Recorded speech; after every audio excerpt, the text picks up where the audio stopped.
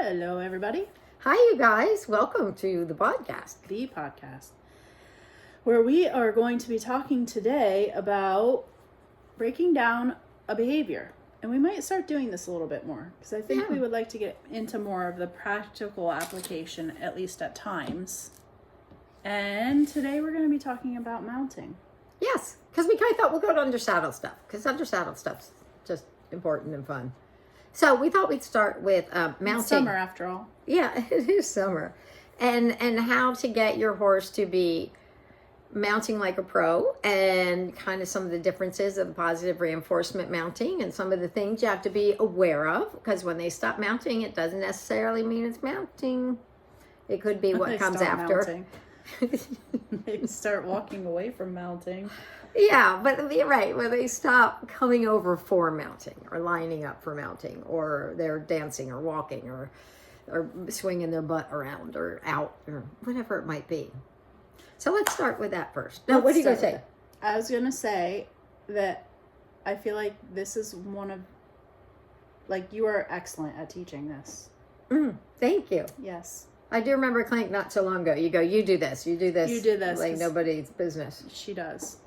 So if you have not seen the couple videos that are in the membership on mounting and you're interested in this topic, I highly recommend you go watch Shauna teaching a horse to do this process.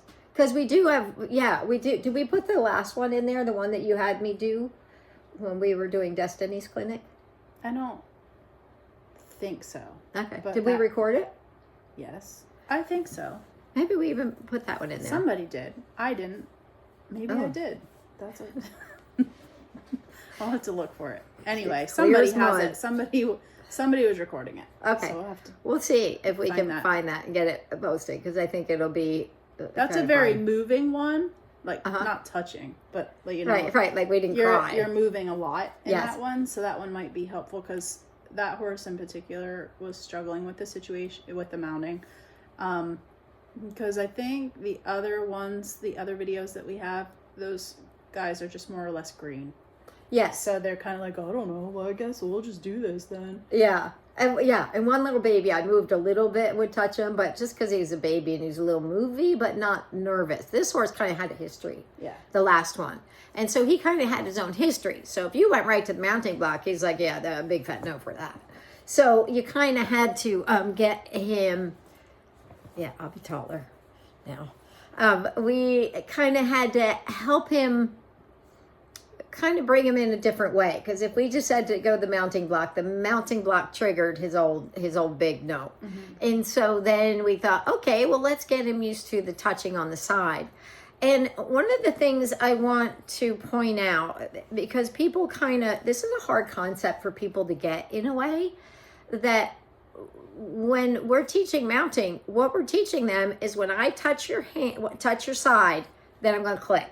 I touch your side, and then I'm going to click. Till pretty soon they're like, touch my side. Find your hands. Yes, right. You want the horse to learn to find your hands versus trying to reach forward and encourage them to come forward from the front.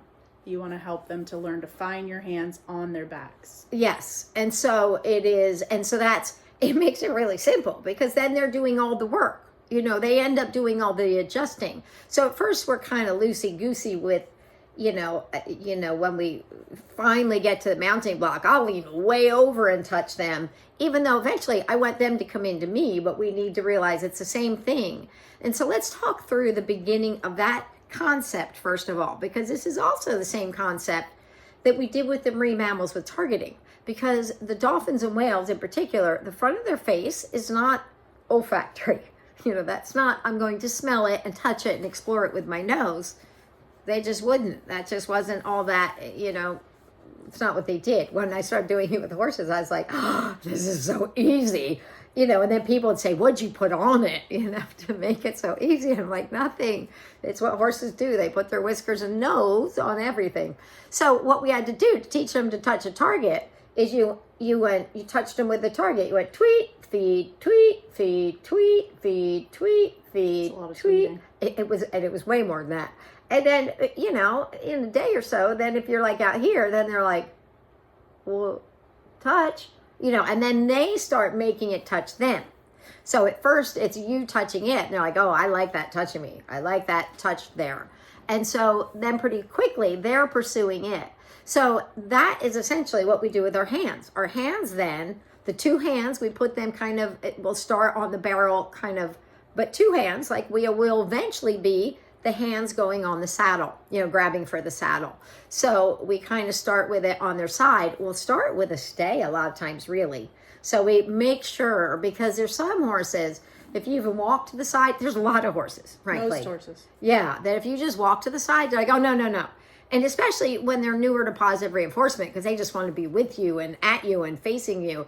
But you have to teach them, you just stay here. I'm going to go to your side. You just stay here. So the stay is really a prerequisite that we want to work at. And a lot of times we do it with the two hands.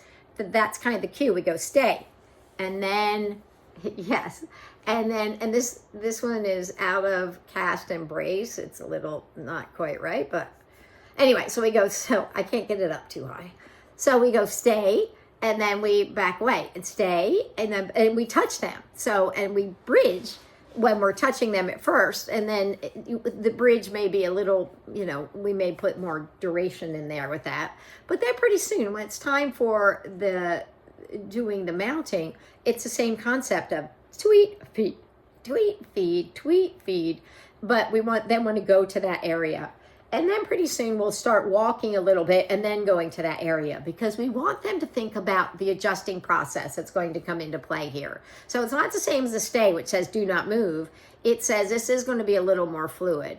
And so as we get better and better and better, then we get a little more refined and a little more picky and a little more refined and a little more picky, until they're the ones adjusting until we're happy. And then we will eventually just put our hands, get over, and then we click and feed or tweet and feed. Okay, let's back up to the stay though. Okay. Because the very first thing that always typically happens is, like you said, they back up. So how do we negate that? Yes. So this is a little trick that I've kind of done forever and probably haven't told as many people, not because I was trying to keep it a secret. I just didn't think about it. But to me, this is a long time ago. Now we tell people all the time, because it takes teaching for you to recognize these things. So when we want to get to the side, a lot of horses want to go with you. And some worse than others. I mean, not that long ago, there's one that just definitely you couldn't get to the side. So you kind of had to click and just rock a little bit. So a lot of times what we do is we feed them a large handful of food.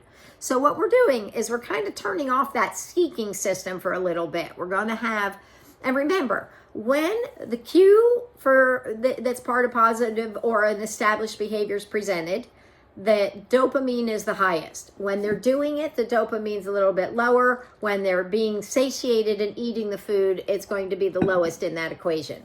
So by satiating them and giving them a food, you have less seeking system and more settled enjoying their food. So this is a way you can set them up for success for some behaviors. Now, of course, we don't want to get stuck on this forever, because you don't want to always have to be, this is the way we do it. But in the beginning, when we're trying to get them to do the right thing so that we can get the right behavior, so we can get something worth bridging, is we will give them that mouthful of food. Then we step back and touch a lot of times we touch their shoulder first. Or their neck. Yeah, or even their neck, depending. And sometimes, that last clinic I had to go to. Yes, and she couldn't even step. She just rocked. So her upper body moved a little bit. Yeah. Mm-hmm. And so it wasn't even a step, because the step was going to, that wants to fall over. Look at its perch there. It's okay. Keep going. Okay, so then it was so that the horse just, he got the idea, you're moving a little bit, but it's okay. I'm just going to stay here, and you're going to come right back and feed me. When we do that, we always come all the way back up and feed them. And we're trying not to have them looking at us or following us with their head. We're trying to have them keep their head still. So to negate that, we give them that large handful of food, sometimes two if they need it. We move just a little back until they start getting the idea, which usually doesn't take very long. When they start getting the idea, then we can step back and say, we go and do the stay. And before we're building duration on the stay, if we're going right to the mounting, we're going to just, as soon as we touch, we click and go back and feed. Touch, click, go back and feed. So even if we got to stay in some duration, we're going to go back for this mounting process and kind of start really pairing it with the hands again. So we're teaching them to look for our hands. How do we break that down further? The look for the hands? No. Now what? Oh. Well, once we have the stay, and like some solid stay. Yeah. Not just like, because I'm at your left side and I'm walking back, that means you stay. But understanding that I can walk all around and do things and do the Watusi. And I think what's important, the Watusi is important, as is the hokey pokey. And I think what's important there is, okay, so the point of the stay, the point of what we're working there, the stay is going to be, the verbal for stay is going to be what your cue for stay is. Because stay, we're going to build duration, say don't move your feet. You just stay there. And the point of kind of teaching the stay at first is to be sure that we can comfortably walk all the way around them without having them be worried, thinking they have to follow us, to get those things worked out. So when we get that worked out, and I wouldn't do the stay, I think I'd do the stay and then leave it a little bit and then go to the mounting. Yeah. Because with mounting, we're going to say, we want you to lean into our hands a little bit. So it's not much at first. We're going to look for a little, like our hands are here, and we're going to look for them just to lean a little towards us. Like Jesse, you'd lean it just, yeah. And it might even look subtler. It might just look like, yeah. And we're going to click as soon as they're making that effort to try to get it to touch them. So it really is a separate behavior. But if we can't get them to be still while we walk all the way around them, we're going to struggle. We're going to struggle with that part. You know what else you do? What? When you're putting your hands on, she tends to put them on and kind of press down a little bit. Not hard, of course. Yeah. It makes us, I think it's a little more emphatic. Yeah. It makes a bigger statement with the horses to help them to find the hands. Thank you for pointing that out. Yeah, you're absolutely right. I've watched you pretty closely now a couple times. That's why I wanted you to do it last time, so I can be better. Okay, that's good. Because it is true, because we might be back there brushing them or putting something on them. So I wanted to feel like this is something different. Yes. So it's just a press, it's not a pushing or hard but it's a press. That's right. And I think the two hands pushing together kind of makes them think, well, that's something, so then they do that. So then when that's going good, then we go back to when we're moving on, now we're going to go press and click, and then go feed, and press and click and go feed, and some repetition on that. And then when that's going good, what we're going to do is do that, just like I said with Jesse, we're going to wait just a little bit and see if they can't lean in. If they just sit there and they don't have the idea, then we'll follow through and touch them again and repeat for a while, because it's going to be the repetition that gets them. If anybody has taught body targets or wanting to teach body targets, it's the same exact thing. Basically, you're having them target their barrel towards your hands. And so it is a really important component. With the body targeting, because you can teach them to touch a hip, you can teach them to touch their shoulder, you can teach them to touch their ear, you can teach them to touch their eye, you can teach them to touch their nose, you can teach them to touch, their knee, you can teach them to touch all different parts to a hand target. Here is something I'm going to recommend that I've run into, that if you're going to teach a hip target, I highly recommend you do not have it be a hand cue. Have it be something in your hand that your vet or farrier will not accidentally have. Because I've gone to clinics where I know people have taught hand target or hip targets, and I go in and I'm talking for a second, and the horse swings their butt to me, and it makes me for a moment go, because that immediately you're thinking, is it coming towards me? Because I don't know the horse yet. And then I stop myself very quickly and go, oh, no, that's not what's happening. But you can imagine if somebody who doesn't understand this, that you could probably get your horse into trouble. So to make it extra clear, if you have a target in your hand or a pool noodle in your hand or something that is very distinctly not just your hand, I think you're going to do yourself and your horse a big service by making sure you keep it separate. We, by and large, tend to teach them to step away from the touch of the hand, just because this is what most riding is going to be about. Or if they get into, let's say they have to be commercially trailered, people will use their hands and ask them to move over or step over. And I would like them to be nice and responsive to that without having escalating pressure and getting themselves into trouble. So instead of moving towards, we have a tendency to still teach them to move away from.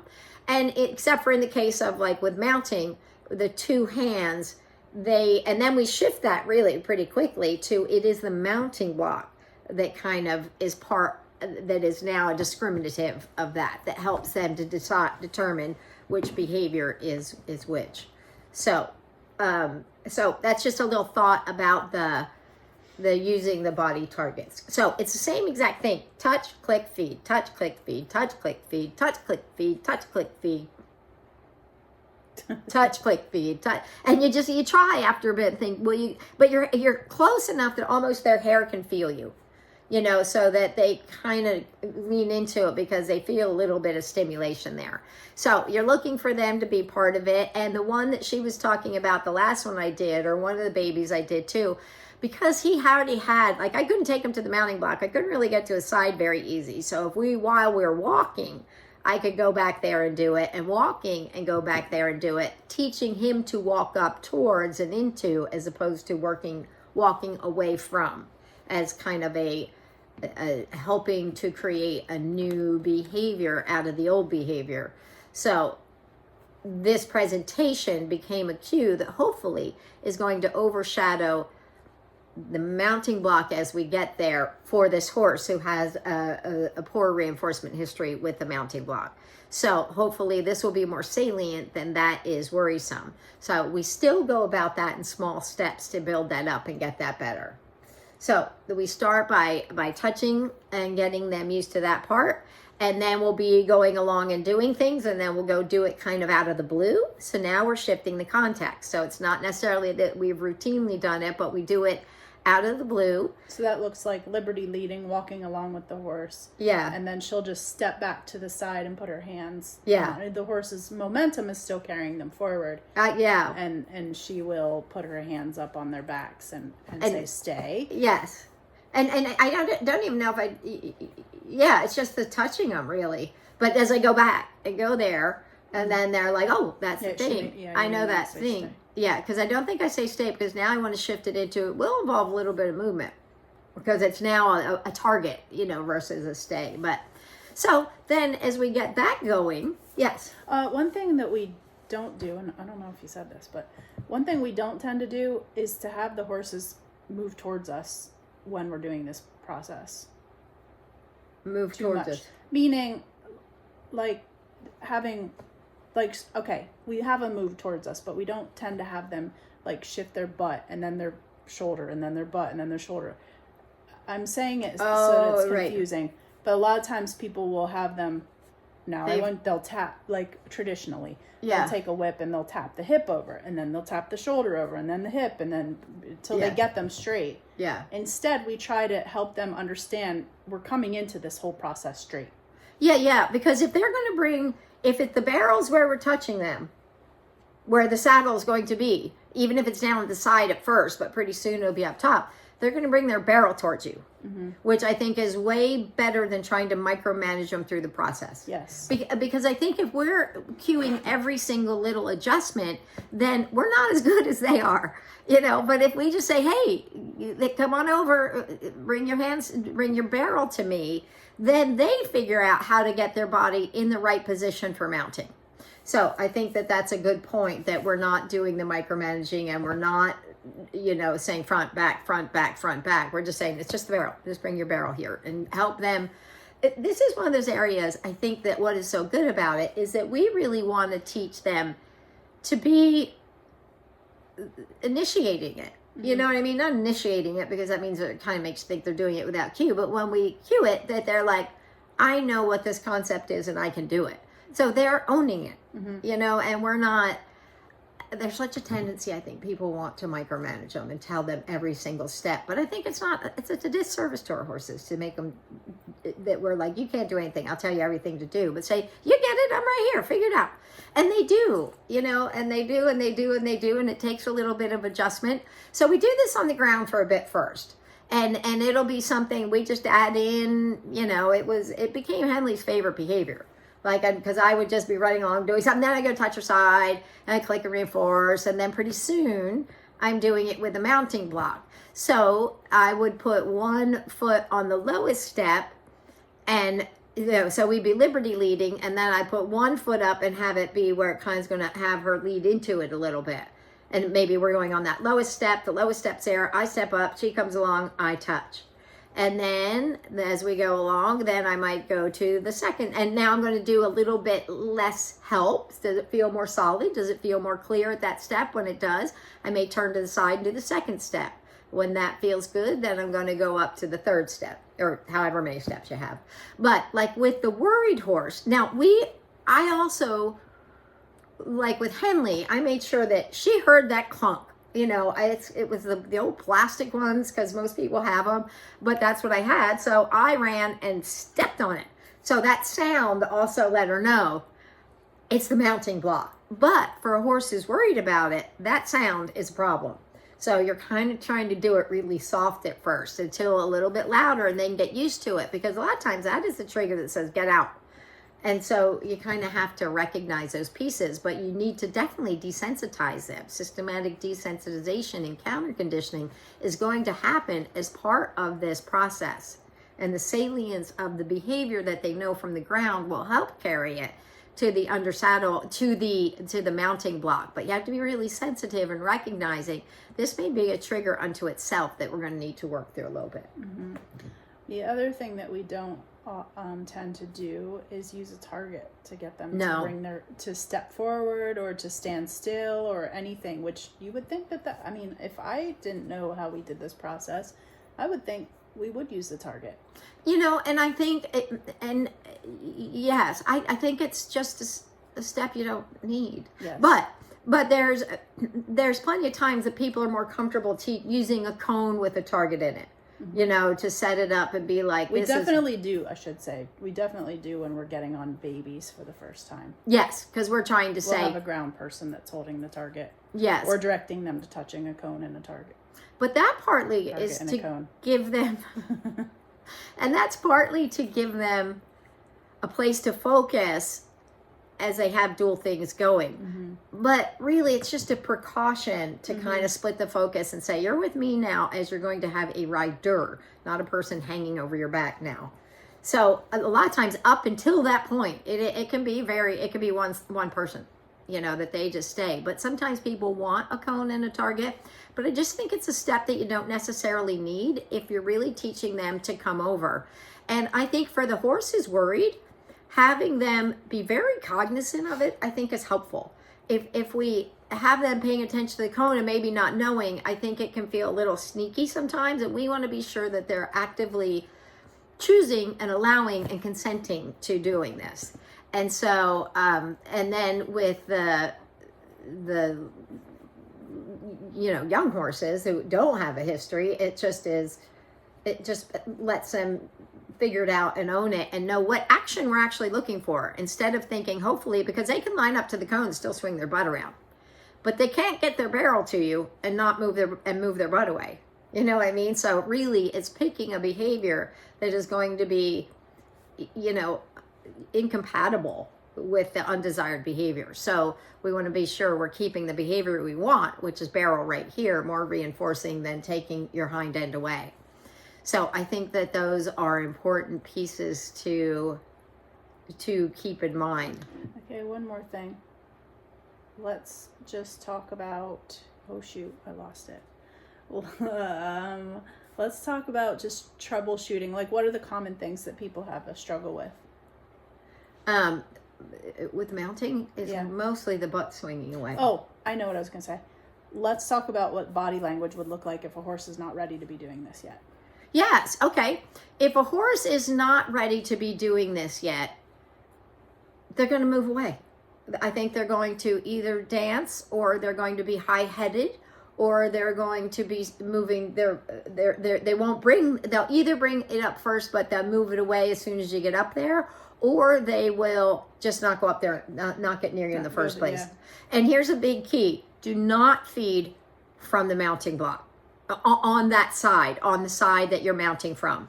So when we click, we jump down and feed them with the head straight. We jump down and feed them with their head straight. We jump down so that they don't start learning, I'm going to start looking for you to feed me from the mounting block. Because what does that encourage them to do?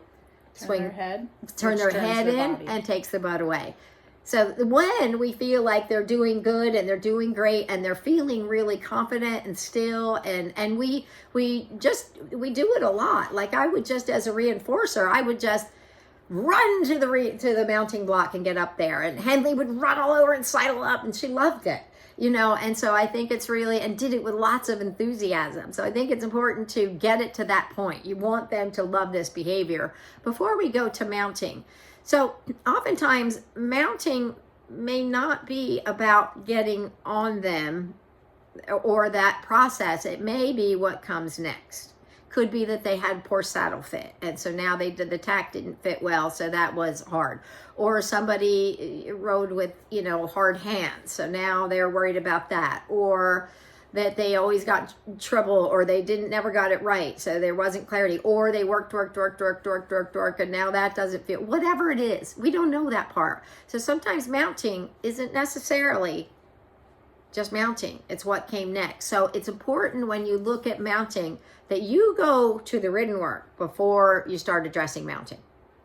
I think it's important to really recognize those pieces. I mean, you could be addressing mounting, but if you keep getting on and having the same pain or the same, unschooled hands or the same, whatever may be bothering them, then we're going to continue to make that. We can then definitely poison the whole situation, because they're like, I don't want to do this because I really dread what comes next. So we must go physical first, always physical first. So get into your Masterson method, get some things going, get the, check your tack, get your saddle fitter, and sort all those pieces out. But even once we get them sorted out, sometimes they still have the memory of the pain, and the memory of the pain keeps them responding in the same way because they don't know it's not going to hurt now. So then we sometimes have to treat them like they're babies, start it again.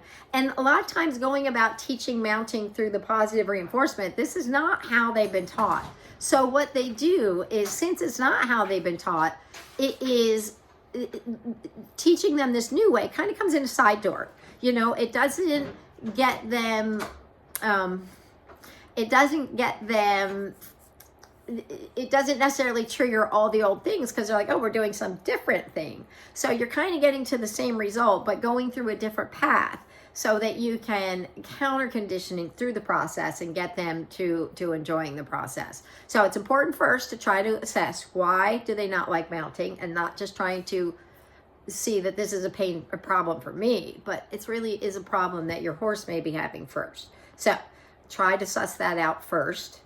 And then when your horse is coming over, they're running right over, they love it, it's great, they're there, they sidle up. And at first, when you're getting them to sidle up, at first they're going to kind of come up, and they may be far away from the mounting block at first because they don't get it. I'll reach way out and touch them with my two hands, and click and feed until they start getting the idea to get closer to the mounting block. So I'll reach out and make it happen. And then pretty soon you get a little bit pickier, and you're looking for them to come in a little bit further. So your hands just get a bit closer to yourself. Yes, they get, right. And then pretty soon they get, or sometimes they gave us a little effort. We think it's not perfect. I'll reach out and finish it, and click and reinforce them, because I see that they tried a little bit. So it's essentially an early bridge, saying, yes, I'll make that work the rest of the way, until pretty soon they're just right there. And you'll see them kind of going and making little adjustments to get, all the pieces in place. When this is happening consistently, reliably, it's where you want it to be. The next thing we want to do, and don't worry if you get to a point where they step in a little bit too far.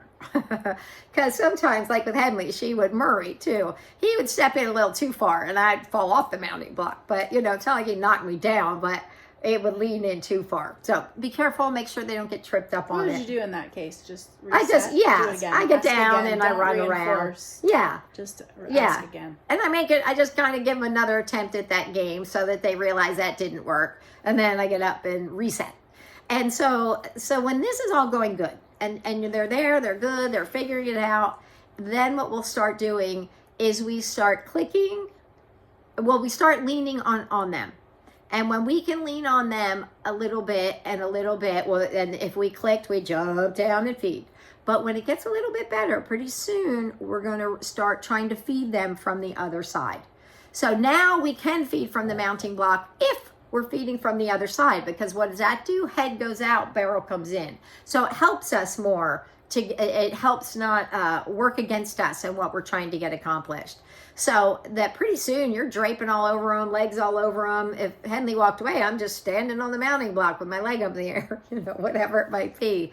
But then we can start getting them used to that pressure and looking to the outside, because when we get on, I want them looking to the outside for a reinforcement, not to the inside. Because if they anticipate from the inside, again, it's going to cause more distance between us and their hiney. I think that's a great end to the podcast. Okay. Well, that's how we kind of go about the mounting. And we really do, for a long time, it really does become one of their favorite games. And it's fun for us, it's fun for them. And anyway, there you go. Hope that helps. Go watch those videos. And we'll get that one posted. We'll find it and put that up. If it's not already. If it's not I know already. it's a gray horse. Mm-hmm. Yeah. Okay. I know it was not that long ago. Okay, there you go. Have a good day. Bye, you guys. Bye.